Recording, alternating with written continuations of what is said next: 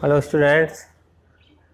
आज मैं एक नए चैप्टर लेसन 6 रेखाएं और कोण लेकर आया हूँ। अभी पिछला वीडियो हमारा था, वो लास्ट वीडियो था उसका लीनियर इक्वेशन का, वो ख़त्म हो गया है। चैप्टर 5 है, इसमें यूक्लिड का ज्यामिति। यूक्लिड का ज्यामिति जो है वो इस साल 2020 में नहीं पढ़ना आपको, कोविड-19 की वजह से उसको कट किया गया है। इसलिए अगला चैप्टर है, इसका नाम है रेखा और कोण। रेखाएं और कोण। रेखाएं और कोण में सबसे पहली बात आप देखिए, रेखा क्या होती है, उसके बाद किरण क्या होती है, उसके बाद कोण क्या होता है। तो रेखाएं, लाइन्स एंड एंगल्स में आप आइए। सबसे पहले रेखाखंड। रेखाखंड कहते हैं रेखा के किसी एक भाग को, तो जिसमें दो अंत बिंदु होते हैं। ठीक है, रेखा में हमेशा दो अंत बिंदु होते हैं। देखिए, जैसे भी कहा जाता है किताब में, आप देखिए कोई भी क्वेश्चन रहता है तो 5.2 सेंटीमीटर का एक रेखाखंड कीजिए, तो लाइन सेगमेंट इसको इंग्लिश में बोलते हैं। तो वो रेखाखंड में हमेशा जब भी रेखाखंड की बात हो तो उसमें दो अंत बिंदु होते हैं। तो रेखाखंड में दो अंत बिंदु होते हैं, दो बिंदुओं के बीच में एक रेखा खींची जाती है, उसको कहते हैं रेखाखंड। ए बी ये रेखाखंड है। ठीक है, इसके बाद आती है किरण। किरण जिसको इंग्लिश में कहते हैं रे।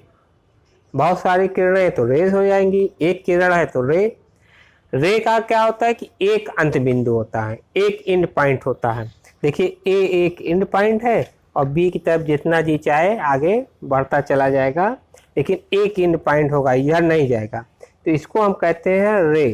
रे में क्या होता है, एक अंत बिंदु होता है। और रे लिखने के लिए हम क्या लिखते हैं, ए बी के ऐसे एरो बना देते हैं। ठीक है, उसके बाद आती है रेखा लाइन। तो लाइन में कोई अंत बिंदु नहीं होता, इसलिए लाइन में देखिए इस तरीके से लाइन खींच दिया गया, इधर भी एरो है इधर भी एरो, यानी कि दोनों तरफ जितनी भी लाइन बढ़ना चाहे बढ़ सकती है। या जब तो ए बी लाइन को इस तरीके से लिखते हैं। ठीक है, लाइन अगर इस तरीके से ए बी के ऊपर ये नोटेशन है तो आप समझ जाइए कि ए बी लाइन है। अगर ये नोटेशन है तो आप समझ जाइए कि ए बी जो है वो किरण है।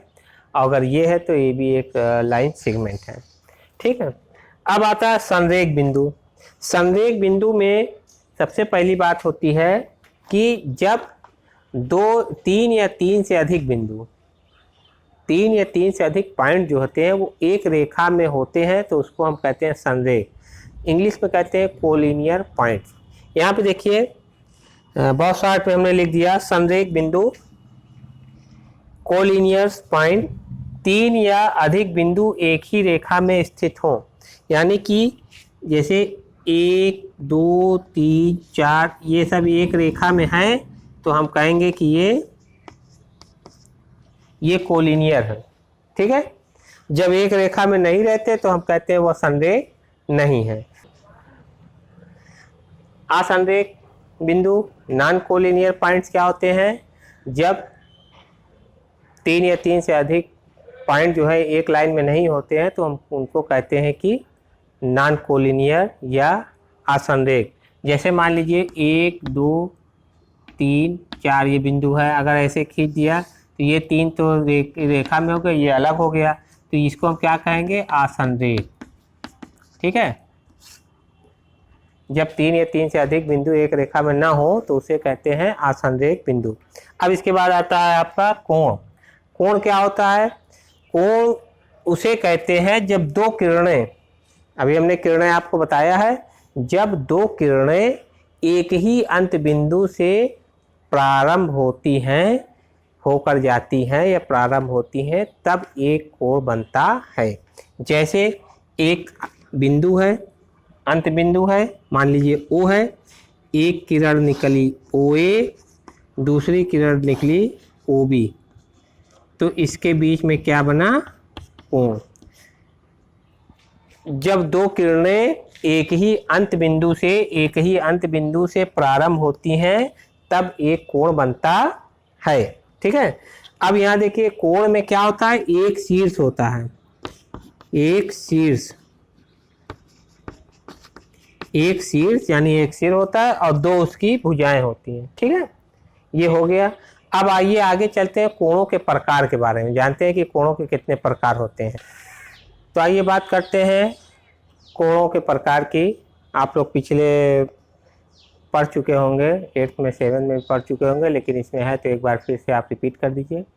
कोणों के प्रकार में सबसे पहले होता है न्यून कोण, उसके बाद होता है अधिक कोण, उसके बाद होता है समकोण, उसके बाद होता है आपका ऋजु कोण, एक प्रतिवर्ती कोण। तो पहला है आपका क्या, न्यून कोण। न्यून कोण वह कोण होता है, आप जो हम बोल रहे हैं अगर लिखना चाहिएगा तो लिख लीजिए। न्यून कोण वह है जो 0 से बड़ा होगा और 90 से छोटा होगा। यहाँ पे हमने बना दिया है, ये न्यून कोण ये है 0 से बड़ा है x और 90 से छोटा, इसको कहते हैं न्यून कोण। ठीक है। दूसरा आता है आपका समकोण। समकोण वो होता है जिसके कोण का मान 90 अंश होता है, उसको कहते हैं समकोण। ये देखिए y 90 अंश। ठीक है। इसके बाद आता है आपका अधिक कोण।